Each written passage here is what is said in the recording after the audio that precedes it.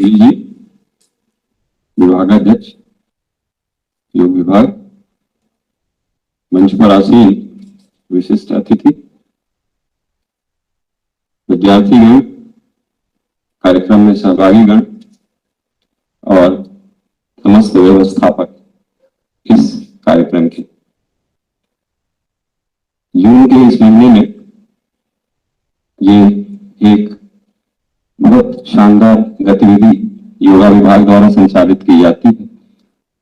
कई वर्षों से ऐसा हो रहा है जिसमें योग का शिविर लगता है और उस शिविर के बाद उसका एक शानदार समापन होता है जो राष्ट्रीय स्तर पर संपन्न होता है। मुझे याद आता है कि कुछ धर्मों में रोजा चलते हैं और रोजा के बाद समापन होता है। योग विभाग में भी ये उसी प्रकार का एक कार्यक्रम है जो 20 से 21 दिन तक चलता है और उसके बाद राष्ट्रीय स्तर पर इसके प्रसारण के साथ संपन्न होता है। विद्यार्थीगण और सहभागी जो विभिन्न जगहों से आए हुए हैं इस कार्यक्रम में, देश में योग का प्रचार करने के लिए, योग को जन जन तक पहुंचाने के लिए और योग को एक जीवन शैली के रूप में अपनाने के लिए इस प्रकार के कार्यक्रम बहुत ही महत्वपूर्ण है। हमारा देश प्रगति कर रहा है, हम प्रगति कर रहे हैं, लेकिन हर प्रगति के पीछे तकनीकी होती है। चाहे वो भौतिक तकनीकी हो, चाहे वो रसायन विज्ञान की तकनीकी हो, चाहे वो किसी टेक्नोलॉजी से डेवलपमेंट किया हुआ हो, लेकिन किसी न किसी रूप में हम नई चीजों का अनुसंधान करते हैं, नई तकनीकों को सामने लाते हैं, लेकिन उन सारी तकनीकों को विकसित करने के लिए उसके परोक्ष रूप में जो प्रयास करते हैं, उस प्रयास में शायद हम अपने शरीर को भूल जाते हैं और यही एक दुखद पहलू है। हमारी जीवनचर्या विकास के लिए है, हमारी जीवनचर्या कुछ नए अनुसंधान करने के लिए है, लेकिन उस जीवनचर्या में, उस विकास में हमारे लिए शरीर के लिए योग करने के लिए जो समय चाहिए होता है वो निश्चित रूप से नहीं रहता है और सारा का सारा ध्यान सारा जो है वो विकास में लगा रहता है। कंप्यूटर का जो विकास है वो भी पीढ़ियों से हुआ। जिस एक समय ऐसा था जब 60 का दशक था, बड़े बड़े कंप्यूटर हुआ करते थे, बड़े कमरों में लगा करते थे। एक कंप्यूटर मतलब कि लगभग एक इतना बड़ा कमरा ऐसा होता था और लोग कार्ड पंच करके अपना डाटा देते थे, डाटा इनपुट करते थे और उसके बाद रिजल्ट निकलता था। अगर भीड़ होती थी किसी भी सेंटर में तो आज रिजल्ट देते थे तो 2 घंटे बाद मिलता था, 4 घंटे बाद मिलता था और अगर कोई भी एक कार्ड गलत हो गया, मुड़ गया तो पूरा प्रोग्राम गलत हो जाता था, फिर उसको ठीक करना पड़ता था, कार्ड बदलना पड़ता था।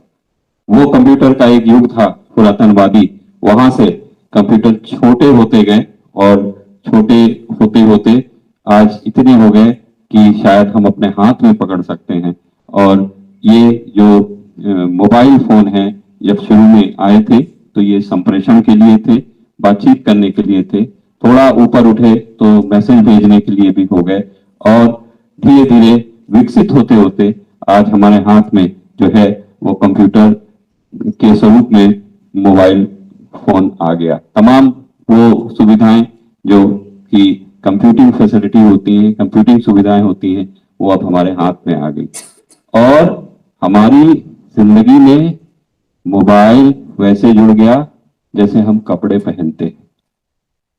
कपड़े पहन के बाहर निकलते हैं, जूते पहन के बाहर निकलते हैं, लेकिन मोबाइल फोन भी जेब में रख लेते हैं। जब मैं विद्यार्थी था, बीएससी में पढ़ता था, उस समय ऐसा कुछ भी नहीं था, टीवी भी नहीं था, तब केवल कपड़े पहन के निकलते थे, लेकिन योग तब भी था। और आज हमारी जिंदगी में हम बाहर निकलते हैं, विश्वविद्यालय में आते हैं, कपड़े पहनते हैं, लेकिन जेब में कुछ रख लेते हैं।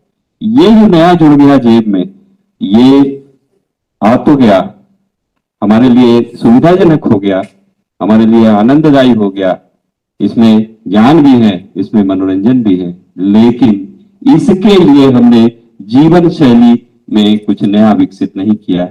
यही अभाव है, और ये अभाव कहीं ना कहीं किसी न किसी रूप में हमें अपने जीवन शैली में शामिल करना होगा, ताकि उसके होने वाले जो दुष्परिणाम हैं, उसके जो होने वाले साइड इफेक्ट हैं, उनसे हम बच सकें।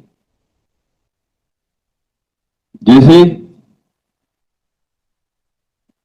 एक नशा होता है, नशे के भी कई स्वरूप होते हैं, एक हल्का वाला, मध्यम वाला और तगड़ा वाला। तगड़े वाले में आदमी लेता है और उसके बाद वो अत्यधिक आनंद की अनुभूति करता है। तो मोबाइल भी एक नशा है, मोबाइल एक दिशा है, मोबाइल एक साधन है, और मोबाइल एक नशा है। आपको यह करना है कि आपको अपने मोबाइल फोन का कितना उपयोग करना है। ये जो संप्रेषण प्रणाली है, ये सारी संप्रेषण प्रणाली जब तक तारों से जुड़ी होती है तब तक उसका नुकसान कम होता है, लेकिन जब तारों से हट करके वो वाईफाई में आ जाती है तो उसका नुकसान बढ़ जाता है। हमारे लिए सुविधा तो बढ़ जाती है क्योंकि तार से मुक्ति मिलती है, लेकिन जो अदृश्य शक्ति हमें दूषित करती है वो है रेडिएशन। मोबाइल फोन से जो होने वाला रेडिएशन है, मोबाइल टावरों से निकलने वाला जो रेडिएशन है, वो हमारी जीवन प्रणाली पर प्रभाव डालता है। आप देखिए, अभी वाईफाई से आप जुड़े हुए होंगे, लेकिन आप तक ये पहुंच कैसे रहा है? आप तक कोई अदृश्य चीज आप तक पहुंच रही है। तो ये अदृश्य चीज क्या है?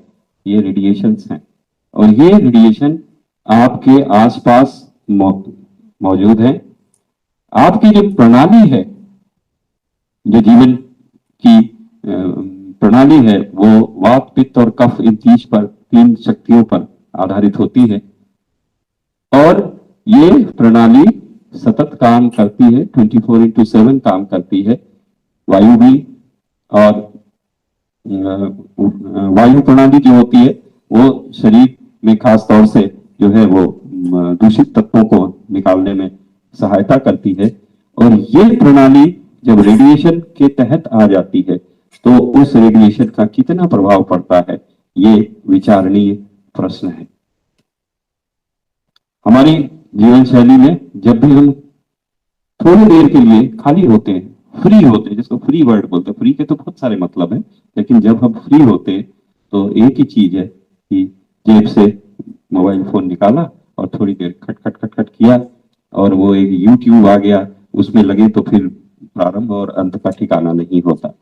जितना समय चाहो आप कंज्यूम कर सकते हो, और व्हाट्सएप भी एक ऐसी सुविधा है, पर इतनी देर तक आप मानसिक एकाग्रता जो है वो फोन पर लगाए रहते हैं, आपका पूरा ध्यान वहां चला जाता है, शरीर का जो मूवमेंट है वो बंद हो जाता है, और अत्यधिक एकाग्रता भी बुरी होती है। बलपूर्वक जो एकाग्रता होती है वो भी बुरी होती है, नैसर्गिक एकाग्रता ही अच्छी होती है। अगर ये एकाग्रता जो मोबाइल फोन में हम लगाते हैं वो कुछ समय के लिए तो उचित होती है, और उसके बाद वो आपके शरीर में दोष प्रदोष उत्पन्न करती है। एक तो मन के अंदर, विचारों के अंदर कभी कभी दूषित विचार भी पैदा होते हैं, जो व्हाट्सएप पे मैसेजेस आते हैं, यूट्यूब पे जो मटेरियल उपलब्ध होता है, मानसिक प्रभाव भी पड़ता है। साथ ही साथ जो रेडिएशन होते हैं उनसे हमारे भौतिक शरीर को भी प्रभाव पड़ता है। विशेष रूप से जब हमारा मस्तिष्क है, हमारे मस्तिष्क में न्यूरॉन्स होते हैं, और वो न्यूरॉन्स जो हैं वो संदेशों को एक तरफ से पूरे शरीर में पहुंचाते हैं। जैसे ही विचार आता है, पैर उठाओ, आपका पैर उठ जाता है। आप जैसे ही विचार आता है तुरंत चल पड़ो, शरीर मूव होता है। ये सारे जो विचार होते हैं, विचार तो सिर से आता है, लेकिन उसका जो संप्रेषण होता है वो न्यूरॉन्स के माध्यम से शरीर मस्तिष्क में, और उसके बाद सीधे शरीर एक्टिवेट हो जाता है। इस प्रभाव के बीच में एक रेडिएशन प्रणाली है, रेडिएशन चीजें जो हमारे बीच मौजूद है वो प्रभावित कर रही है। जितना आप रेडिएशन के करीब होंगे उतना शरीर पर प्रभाव पड़ेगा। एक कल्पना कीजिए कि आपका घर है और घर के बगल में एक बड़ा मोबाइल टावर लगा हुआ है। आजकल लोग प्लॉट जो है वो मोबाइल टावरों के लिए भी दे देते हैं। जितना आप डिवाइस के या सेंडिंग सिस्टम के करीब होंगे, रेडिएशन की इंटेंसिटी उतनी ज्यादा होती, और टावर से जितना दूर होंगे उतना कम होगी।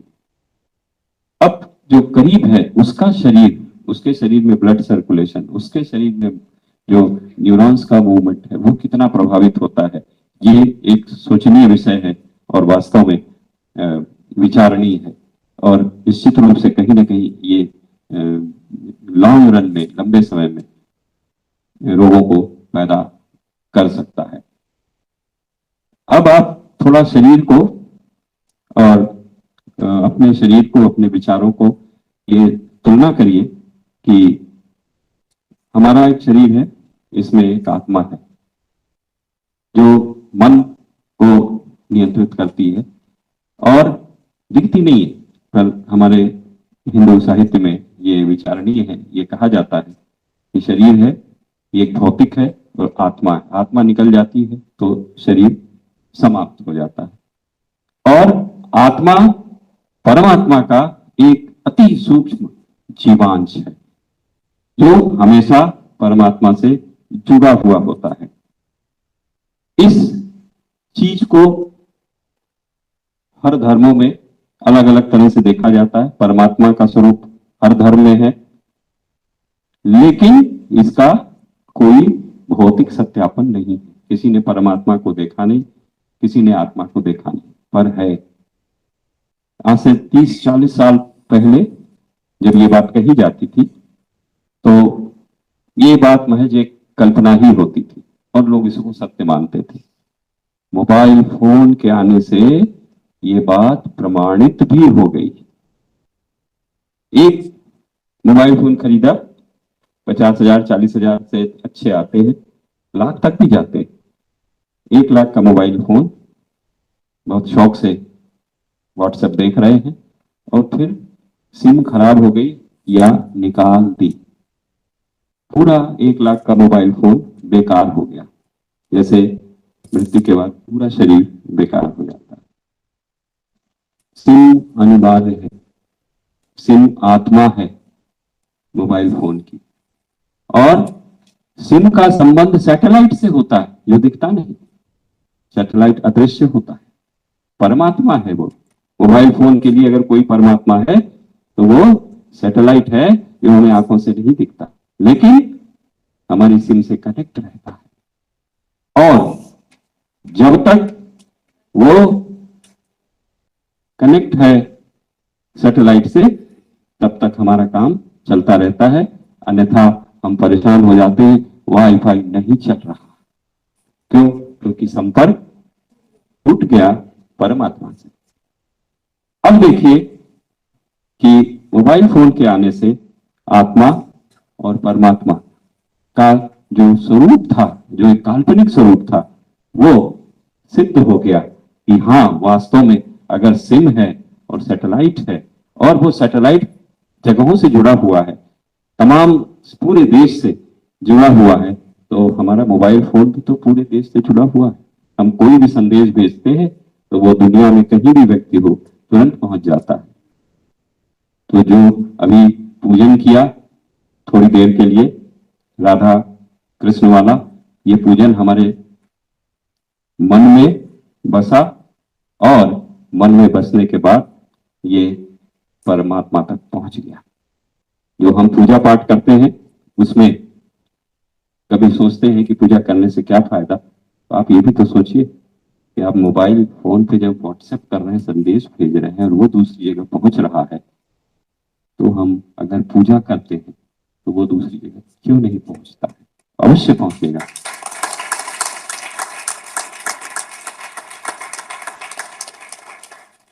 ईश्वर की कल्पना जब हम करते हैं तो और उसको विज्ञान में समाहित करते हैं, तब निश्चित रूप से हमें लाभ होता है। हमारी वैज्ञानिक प्रणाली में, वैज्ञानिक रहन सहन में आप विशेष रूप से देखें तो कंप्यूटर का बहुत महत्व है। आप जब योग करते हैं, अगर यहां बैठे लोग एक कोई मुद्रा बनाए, तो अगर 50 लोग बैठे हैं तो वही मुद्रा 50 लोगों की 50 तरह से बनेगी। कुछ लोगों की एक जैसी भी हो सकती है। अब श्रेष्ठ कौन, इसका निर्णय करना कठिन होता है। परीक्षा में नंबर सबको अच्छे मिलते हैं, लेकिन जो श्रेष्ठ मुद्रा है उसका जो निर्णय होता है, सही और सटीक निर्णय, वो कंप्यूटर में पैटर्न रिकॉग्निशन प्रणाली है। पैटर्न रिकॉग्निशन, जो पैटर्न रिकॉग्निशन है वो एक स्टैंडर्ड पैटर्न सेट कर देता है और उसके बाद आपकी मुद्राओं की जानकारी उसमें फीड कर दी जाए तो किसकी मुद्रा स्टैंडर्ड मुद्रा से कितने करीब है ये पता लग जाता है। और इससे ये मालूम हो जाता है कि आपने जो सीखा वो जो मानक है, स्टैंडर्ड है, उससे कितना विचलित है, कितना डेविएटेड है। ये जो है यहाँ पे जो है वो कंप्यूटर और योग प्रणाली बहुत महत्वपूर्ण है। मुद्रा के अलावा आप आसन करते हैं और उन आसनों में निश्चित रूप से ये शोध का विषय है कि कौन से आसन किए जाएं जिससे कि जो रेडिएशंस हैं संचार माध्यमों के, वो रेडिएशन को न्यूनतम किया जा सके। एक रेडिएशन मिनिमाइजेशन पैकेज बनाना चाहिए योग से, योगा के एक्सपर्ट लोगों को, और उसे जनता तक पहुंचाना चाहिए। ये आज की आवश्यकता है। जो हम लर्न करते हैं, सीखते हैं, उसके भी दो हिस्से होते हैं। जितने लोग भी यहां आए हैं कुछ सीख के जाएंगे। एक प्रथम स्तर होता है वो होता है बेसिक लर्निंग, जो कि कंप्यूटर प्रणाली में आर्टिफिशियल इंटेलिजेंस में लर्निंग का बहुत महत्व है, सीखने का। आप कुछ करते हैं, सिस्टम सीख जाता है। आप खासतौर से जब मोबाइल फोन में टाइप करते हैं तो आप देखिए कि प्लीज टाइप करना, पीएल टाइप करेंगे तो प्लीज अपने आप आ जाता है। क्यों? वो सीख गया, शुरू में नहीं सीखा था। लेकिन आप अपना दो शब्दों का नाम देते हैं, कोई वेबसाइट सर्च करते हैं, 2-3 वर्ड लिखते हैं, अपने आप आ जाता है, सीख गया। सीखने के, लर्निंग के भी कई स्तर होते हैं। Basic learning, advance learning, expert learning and discovery. ज्ञान के ये 4 स्तर होते हैं। आपके जो योगिक साइंस है, यहां भी ज्ञान है और इसी ज्ञान प्राप्ति के लिए आप आए हैं। इनके 4 स्तर होते हैं।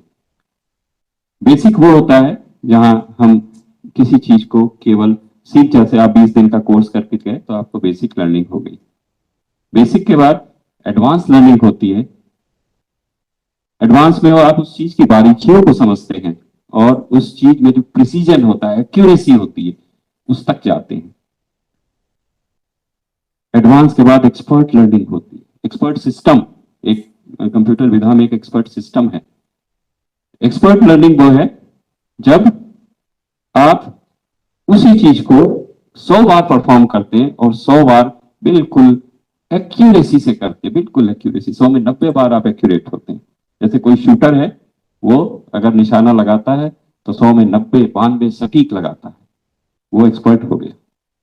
और एक्सपर्ट के बाद डिस्कवरी लेवल होता है। डिस्कवरी लेवल ऑफ लर्निंग वो होता है जहां आप सीख जाते हैं और अपना ज्ञान स्वयं पैदा करते हैं, वो डिस्कवरी होता है। जैसे एक क्रिकेटर है, टॉप लेवल क्रिकेटर है, वर्ल्ड रिनाउंड क्रिकेटर है, सीखा तो उसने बेसिक, फिर धीरे धीरे वो एडवांस हो गया, इंडिया की टीम में खेलने लगा और इंडिया की टीम में भी 10 साल खेल दिया तो वो एक्सपर्ट के साथ डिस्कवरी हो गया, उसने अपने क्रिकेटिंग शॉट खुद पैदा कर लिए और उसके ऐसे क्रिकेटिंग शॉट हैं जो क्रिकेट के लिटरेचर में नहीं मिलते, लेकिन वो उसने बनाए और वो उसमें सक्सेसफुल है और रन बना लेता है। बड़े अजीब अजीब से शॉट मारता है लेकिन बिल्कुल सटीक लगती है। ये डिस्कवरी लेवल। कंप्यूटर विज्ञान में, आर्टिफिशियल इंटेलिजेंस में ये चारों चीजें हैं। और जो आप योग कर रहे हैं, जो आप यहाँ पर कोर्स में आए हुए हैं, ये बेसिक लेवल है। इसके बाद आपको एडवांस लेवल पे जाना पड़ेगा, फिर एक्सपर्ट लेवल पे जाना पड़ेगा, और फिर जब डिस्कवरी लेवल पे आएंगे तो आप अपने योग की मुद्राएं और योग के जो आसन है वो स्वयं विकसित कर लेंगे, और ऐसे आसन विकसित कर लेंगे जो कि टेक्स्ट में नहीं होंगे, जो कि लिटरेचर में नहीं होंगे, लेकिन होंगे। ऐसे आसन आप स्वयं विकसित कर सकते हैं, लेकिन आपका जब ज्ञान उस स्तर पर पहुंच जाएगा। जो कंप्यूटर पर बैठ के काम करने की परंपरा है, लोग कभी बिस्तर पे बैठ के लैपटॉप लेके काम करते हैं, कभी कुर्सी टेबल पे लैपटॉप लेके बैठ के काम करते हैं। हर काम के समय मुद्राएं अलग अलग होती हैं। दुष्प्रभाव यह है कि एक मुद्रा पर बैठने के लिए कितना समय होना चाहिए, ये एक विचारणीय प्रश्न है। और जो कंप्यूटर प्रोफेशनल हैं, सॉफ्टवेयर प्रोफेशनल हैं, वो एक मुद्रा में लग जाते हैं, नजर उनकी लैपटॉप की स्क्रीन पे होती है, वो किस मुद्रा में ये भूल जाते हैं, लेकिन उस मुद्रा में बैठने के लिए एक न्यूनतम और अधिकतम समय कितना चाहिए, ये एक शोध का विषय है। और ये ब्लड सर्कुलेशन पे सीधा प्रभाव डालता है। और आपका जब ब्लड सर्कुलेशन बाधित होता है तो कहीं हाथ में झुंझुनी आ जाती है, कहीं जो है वो दूसरे उससे संबंधित दुष्प्रभाव पैदा होने लगते हैं। शरीर को मूवमेंट चाहिए होता है, वो मूवमेंट ब्लॉक होता है तो रोग पैदा होना शुरू हो जाते हैं। आपकी रीढ़ की हड्डी स्वयं में एक मानक है, कितनी देर तक वो किस अवस्था में रह सकती है, ये एक विचारणीय विषय है। और जो रीढ़ की हड्डी या अन्य हड्डियों से संबंधित रोग होते हैं, उनका एक प्रमुख स्रोत अधिक मोबाइल पर बैठना, अधिक लैपटॉप पे बैठना, अधिक कंप्यूटर पर बैठना, डेस्कटॉप कंप्यूटर पर बैठना, ये निश्चित रूप से। और साथ ही साथ जो शरीर में रोगों की जड़ है, मस्तिष्क होता है। क्यों? पहले हमारे इस देश में या हम सभी में ये एक विचारणीय प्रश्न है कि पहले अंडा आया या पहले मुर्गी। आज तक कोई वैज्ञानिक इस सवाल का हल नहीं निकाल सका। स्पेस पर पहुंच गए, मंगल पर पहुंच गए, चंद्रमा पे पहुंच गए, पर इस सवाल को नहीं हल कर सके। हमारे इस वैज्ञानिक युग में, इस कंप्यूटर युग में पहले क्या आया? हमारे शरीर में अगर कोई व्याधि पैदा हुई, कुछ का निदान योगों से हो जाता है, पर उस व्याधि के पहले, उस शरीर के पहले पहले क्या आया? पहले विचार आया। पहले विचार आया। विचार जो है उससे शब्द बने। शब्द बनने के बाद वो मुंह से निकलने लगा, उसका संप्रेषण शुरू हुआ, और संप्रेषण शुरू होने के बाद वो व्यवहार में आया, बॉडी लैंग्वेज में कन्वर्ट हो गया। तो पहले विचार, विचार से वाक्य, वाक्य से उसका मुंह से संप्रेषण, और संप्रेषण के बाद उसका बॉडी लैंग्वेज में बदलना। अब ये जो प्रक्रिया है, तो हम जब देखते हैं कि हम ऐसा कर रहे हैं, लेकिन ऐसा कर रहे हैं इसके पीछे विचार भी तो आया होगा। वो विचार कल रात में आया होगा, आज सवेरे आया होगा, अभी 1 घंटे पहले आया होगा। विचार स्तर पे अगर आप उसको ब्लॉक कर दें, आप देखिए कंप्यूटर सिस्टम में क्या होता है, जब आप काम करते हैं तो एक मैसेज आता है, अलाउ और डिस्कार्ड। कोई भी नया सॉफ्टवेयर कभी डालते हैं या कोई भी नई चीज क्लिक करते हैं, this can damage your system, allow और ब्लॉक। एक छोटा सा पॉपअप में कहते हैं, छोटी सी पॉपअप मैसेज आता है, आपको लगता है कि नहीं ये अपन को तो देखना है, इसको अलाउ कर देते हैं। अलाउ करते ही फिर जो उससे रिलेटेड सॉफ्टवेयर है वो डाउनलोड हो जाते हैं, उससे रिलेटेड जो फैसिलिटी है वो डाउनलोड हो जाती है और अपने देखने लगते हैं। ये मानव, ये जो कंप्यूटर प्रणाली का एक पॉपअप है, जब भी हम कोई काम करते हैं पहला विचार आता है, और अगर हम वही ब्लॉक कर दें नकारात्मक विचारों को तो आगे नहीं आते, और केवल सकारात्मक विचारों को अलाउ करें तो हमारी बॉडी लैंग्वेज, हमारा माइंड ये स्वस्थ रहेगा।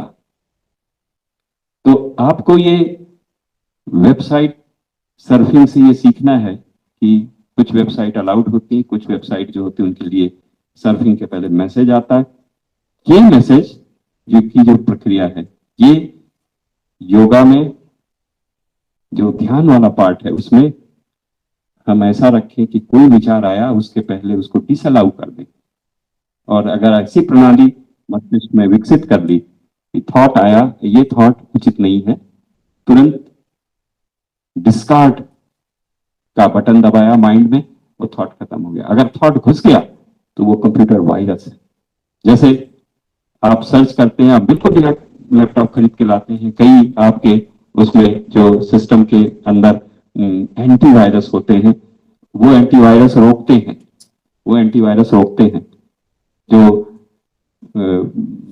तमाम वायरस की भी अपनी एक दुनिया है, वायरस प्रोड्यूस करने की एक इंडस्ट्री है जो रोज नए नए वायरस प्रोड्यूस करती है। हैकिंग की भी अपनी इंडस्ट्री है, और हैकिंग एक पेशा है, हैकिंग के कोर्स होते हैं। उसी तरह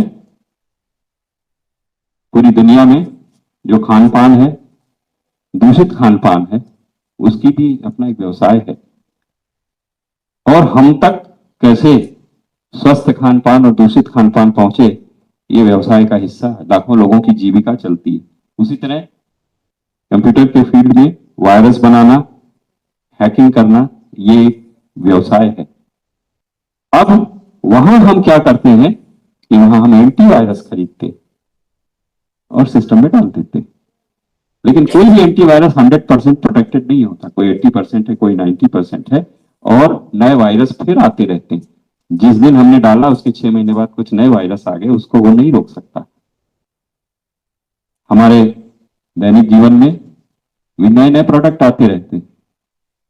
लेस चिप्स तो कोई दूसरी कंपनी का चिप्स आ गया, रेडिक्स चिप्स, और उसके बाद कोई और चिप्स आ गया, और जब आप ट्रेन में ट्रेवल करते हैं तो चिप्स ही मिलते हैं और हम बड़े शौक से खाते हैं। और हमारे जो छोटे बच्चे साथ में ट्रेवल करते हैं वो तो चिप्स का पैकेट लेके कूदते हैं। उसके थोड़ा पीछे जाके देखिए, उसमें तेल कैसा है, उसके कंटेंट कैसे, उसे कोई फर्क नहीं पड़ता। तो दूषित चीजों का हमारे जीवन में स्वीकार करने की एक प्रवृत्ति आ गई है, और अगर किसी को कोई उपलब्धि होती है तो पार्टी करते हैं, और पार्टी भी कहां, घर पे नहीं, ICH में, होटल में। और जितना अच्छा होटल होगा AC वाला, वहां की पार्टी उतनी अच्छी होती है। पर कभी पीछे भी तो जाके देखिए, जैसे कंप्यूटर में रोज वायरस बन रहे हैं और एंटीवायरस हम लगाते हैं, वहां भी तो व्यवसाय है वो पदार्थों के दूषित होने का। और हमारे शरीर में जो दूषित पदार्थ जाते हैं वो वात, पित्त और कफ तीनों को प्रभावित करते हैं। वात एक नियंत्रण में होना चाहिए। जब आप कोई भी पैथोलॉजिकल टेस्ट कराएं, जैसे शुगर का टेस्ट कराया तो 80 से 120 में होना चाहिए। ब्लड प्रेशर का टेस्ट कराया तो वो इतनी रेंज में होना चाहिए। वात की भी एक सीमा है, न्यूनतम इतने से इतने के बीच में होना चाहिए। पित्त की भी एक सीमा है, न्यूनतम इतने से इतने के बीच में होना चाहिए। और कफ की भी एक सीमा है, न्यूनतम इतने से अधिकतम इतना होना चाहिए।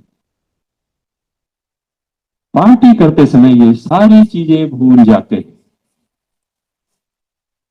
मनोरंजन की तलाश में हम हाँ, मनोरंजन की तलाश में हम इतने एनर्जेटिक होते हैं कि चीजों को ग्रहण कर लेते हैं। वैसे ही जैसे कि कंप्यूटर में जब सर्फिंग करते हैं तो चीजों को ग्रहण कर लेते हैं।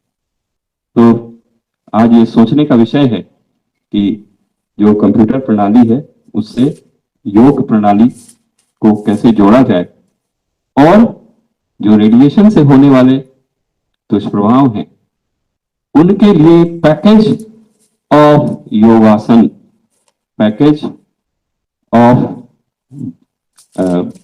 मेडिटेशन ये विकसित किया जाए, ताकि जो हमारी साइंटिफिक कम्युनिटी है उसको, अपनी साइंटिफिक कम्युनिटी को अपने काम करने में, अपनी लगन से काम करने का मौका मिले। साथ ही वो योगा का पैकेज, वो ध्यान का पैकेज, वो स्वास्थ्य का पैकेज उन तक पहुंचे, ये आप साथ साथ अपनाएंगे। तो हमें प्रोफेसर गिरी साहब ने मौका दिया इस मंच पे आने के लिए, बहुत बहुत आभारी हैं। और आप लोगों ने अमूल्य समय दिया, निश्चित रूप से हम उसके तहे दिल से शुक्रिया अदा करते हैं। बहुत बहुत धन्यवाद। Thank you very much.